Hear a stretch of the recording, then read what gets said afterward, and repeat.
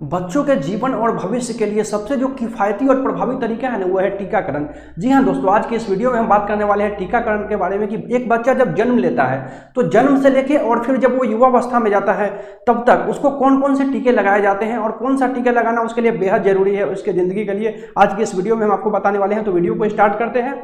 और जन्म के समय, जैसा कि आप सभी जानते हैं कि बच्चा जब जन्म लेता है तो उसको 3 टीके लगाए जाते हैं, लेकिन लोगों को ये पता ही नहीं रहता है कि कौन सा टीके उनको लगाए जाते हैं और किस बीमारी से बचने के लिए लगाए जाते हैं। कई बार हम देखते हैं कि हमारे हॉस्पिटल में कुछ महिलाएं टीका लगवाने के लिए आती है अपनी बच्चों को, और जब हम उनसे पूछते हैं कि दीदी आपने कौन सा टीका लगवाया, तो बोलती है कि पोलियो का टीका लगवाया। मतलब उनको ये पता ही नहीं है कि हमने कौन सा टीका लगवाया। टीका मतलब जानते हैं कि बस पोलियो का टीका लगवाया जाता है। तो आज के इस वीडियो के बाद आपके मन में जितने भी डाउट्स होंगे टीका से रिलेटेड वो सारे खत्म हो जाएंगे। बात करते हैं जन्म के समय। जब एक बच्चा जब जन्म लेता है तो जन्म के समय उसको 3 टीके लगाए जाते हैं, एक बीसीजी के, एक ओपीवी के और एक हेपेटाइटिस बी के। ओपीवी क्या हुआ? OPV that means oral polio vaccine. Polio का जो ड्रॉप होता है मुंह में डाला जाता है वही एक ओपीवी है। और बीसीजी, ये बीसीजी का टीका क्या काम करता है? तो ये आपके बच्चों को टीबी से बचाता है। टीबी जैसा कि आप सभी जानते हैं कि एक बहुत ही खतरनाक बीमारी है, तो टीबी से बचाता है ये बीसीजी का टीका। और हेपेटाइटिस बी, हेपेटाइटिस बी क्या है? तो ये एक लीवर से संबंधित बीमारी है। आगे हम कुछ चित्रों के माध्यम से भी आपको बताएंगे। जैसा कि पहले आप देखते थे बच्चे काफी ज्यादा विकलांग होते थे क्योंकि उनको पता ही नहीं था कि पोलियो का ड्रॉप वगैरह कब पिलवाना है, और उतने लोग जागरूक भी नहीं थे। लेकिन आज के समय में हमारी गवर्नमेंट भी जागरूक है और लोग भी जागरूक है, तो पोलियो लगभग हमारे यहाँ से भी खत्म हो चुका है। ये आप देख पा रहे होंगे, ये एक बच्चा है जो कि पोलियो से ग्रसित है, और ये बच्चा, ये आप देख पा रहे होंगे, ये बिल्कुल कुपोषित लग रहा है, ये टीबी से ग्रसित है। तो आपको क्या करना है, बच्चा जब भी जन्म लेता है जन्म के साथ ही उसको 3 टीके जरूर से लगवाना है, ओपीवी का, हेपेटाइटिस बी का और कौन सा तीसरा, बीसीजी का। ये तीनों टीका आपको लगवाना ही है, जिससे कि आप पोलियो हो, टीबी हो और हेपेटाइटिस बी हो, इन जैसी खतरनाक बीमारी से अपने बच्चे को बचा सके। ये तो बात हो गई जन्म के समय की। अब आगे बात करते हैं जन्म के बाद 1.5 महीना। तो जन्म के बाद 1.5 महीने पर बच्चे को 5 टीका लगता है। सबसे पहले जब जन्म लेता है तो 3 टीका, उसके बाद फिर से 5 टीका। 5 टीके में इसमें कौन कौन से शामिल है? इसमें ओपीवी है, पेंटा है, पीसीबी है, एफआईपीवी है और रोटा है। अब ये है क्या? ओपीवी वही ओरल पोलियो वैक्सीन हमारा है। पेंटा जो है इसमें 5 बीमारियों से बचाता है हमको। ये जो है हमें काली खांसी से बचाता है, डिप्थीरिया से बचाता है, टिटनेस से बचाता है, उसके अलावा हेपेटाइटिस बी से बचाता है, उसके अलावा HIV से भी हमें बचाता है। ये जो पेंटा वैक्सीन है इसमें 5 जानलेवा बीमारियों से यह हमें बचाता है।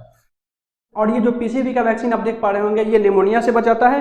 एफआईपीवी जो है पोलियो और दिमागी बीमारी से बचाता है। एफआईपीवी भी जो है ये पोलियो का ही इंजेक्शन है, ये ओरल है और ये इंजेक्शन है। और ये जो रोटा वैक्सीन आप देख पा रहे होंगे, रोटा क्या करता है? डायरिया से बचाता है। आगे इमेज के माध्यम से आपको बताते हैं।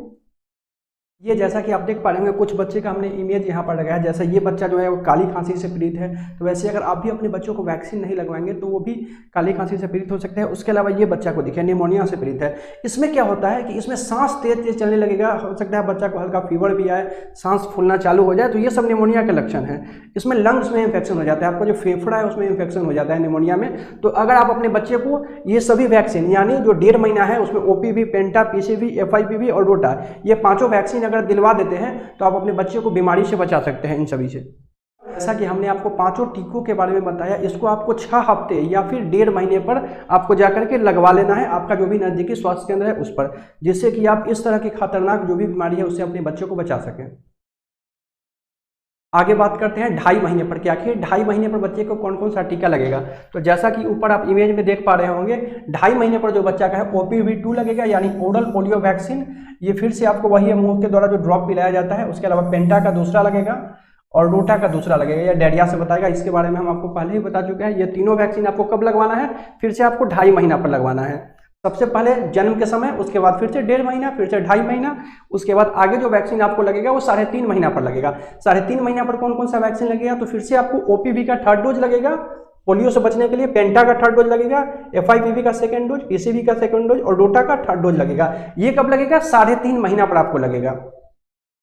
3.5 महीने के बाद आपको वैक्सीन फिर से कब लगवाना है अपने बच्चों को? 9 महीने पर लगवाना है। कौन कौन सा वैक्सीन लगेगा? 9 महीना पर MR1 लगेगा, JE1 लगेगा, पीसीवी बूस्टर लगेगा और एक विटामिन A लगेगा।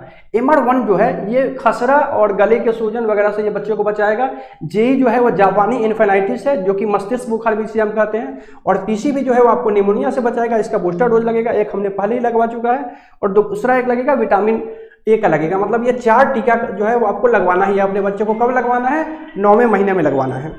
ये देखिए, हमने इमेज के माध्यम से भी आपको दिखाने का प्रयास किया है। ये मस्तिष्क बुखार से पीड़ित बच्चा है, और ये जो आप देख पा रहे होंगे ये MR इंजेक्शन जब आप लगवाते हैं तो जो खसरा और रुबेला वगैरह होता है स्किन में इस तरह का आप देख पा रहे होंगे, ये चीज़ आपके बच्चों को नहीं होगा। तो ये वैक्सीन लगवाना भूले नहीं। नॉर्मली लोग क्या करते हैं कि स्टार्टिंग का 2-3 वैक्सीन लगवाते हैं, उसके बाद फिर से जब 9वां महीना की वैक्सीन की बारी आती है तो फिर वो वैक्सीन नहीं लगवाते हैं। या फिर कई बार हमने देखा है हमारे हॉस्पिटल्स में कि वहाँ पर महिलाएं वैक्सीन लगवाने के लिए अपने बच्चे को लेके आते हैं और फिर आने के बाद वो क्या करते हैं, बच्चा को एक वैक्सीन दीदी लगाई, और आप गौर करते होइएगा खासकर जो ग्रामीण क्षेत्र की महिला है, जब वैक्सीन लगता है बच्चे को तो वो अपना मुंह ऐसे इस तरफ कर लेगी।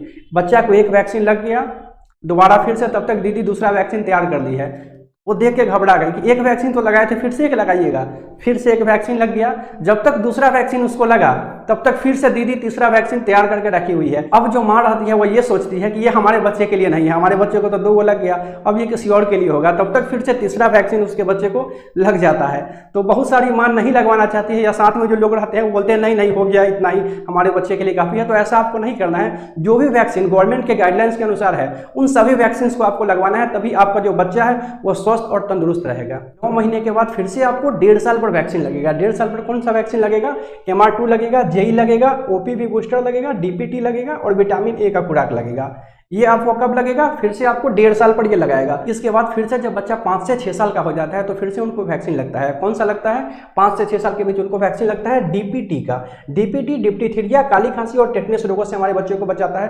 तो अक्सर आप देखते होंगे ग्रामीण क्षेत्र में कि बच्चों को स्टार्टिंग में 1-2 साल में जो वैक्सीन लगा वो लगा, उसके बाद लोग उसको लगवाते नहीं है वैक्सीन, इस चीज़ को छोड़ देते हैं। तो ऐसा गलती आपको नहीं करना है। 5 साल में भी ये वैक्सीन आपको लगवाना ही है।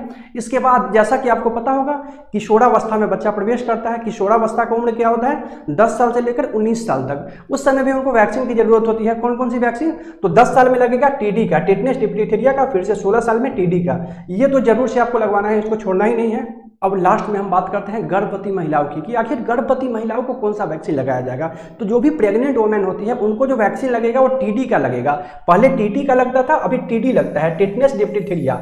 ये कब लगेगा? उनको जब गर्भावस्था का 3रा महीना होगा उसमें उनको TD1 लग जाएगा, और फिर से जो 4था महीना होगा उसमें TD2 लग जाएगा, जिससे कि उनका जो होने वाला बच्चा है उसमें भी ये सब बीमारियों का जो संक्रमण होना हो। और एक वैक्सीन यहाँ पर आप देख पा रहे होंगे TD का बूस्टर डोज। आखिर ये किनको लगेगा? तो ये जो TD का बूस्टर डोज है ये उन महिलाओं को लगेगा जो कि पहले से एक बच्चे को जन्म दे चुकी है और उन्होंने इन दोनों वैक्सीन को लगवा चुका है, और फिर से 3 साल के अंदर वो फिर से वापस जब गर्भवती हो जाती है तो उनको कौन सा वैक्सीन लगता है? TD का बूस्टर डोज लगता है। ऐसा नहीं है कि 3 साल के अंदर जब वो फिर से गर्भवती हो जाएगी तो फिर से उनको दोनों वैक्सीन लगेगा और फिर ये लगेगा, ऐसा नहीं है। 2 वैक्सीन तो पहले से ले चुकी है, बस उनको एक बूस्टर लगाया जाएगा, बूस्टर लगाने से ही उनका काम हो जाएगा। तो ये रहा वैक्सीनेशन से रिलेटेड जानकारी। इसी तरह की तो फ्रेंड्स वीडियो कैसा लगा ये नीचे कमेंट करके जरूर बताइएगा। वीडियो अगर अच्छा लगा होगा, हेल्पफुल लगा होगा तो वीडियो को लाइक करके चैनल को सब्सक्राइब कर लीजिएगा, जिससे कि इस तरह की सभी इंफॉर्मेटिव वीडियो सबसे पहले आप तक पहुंच सके। मिलते हैं फिर किसी नेक्स्ट वीडियो में।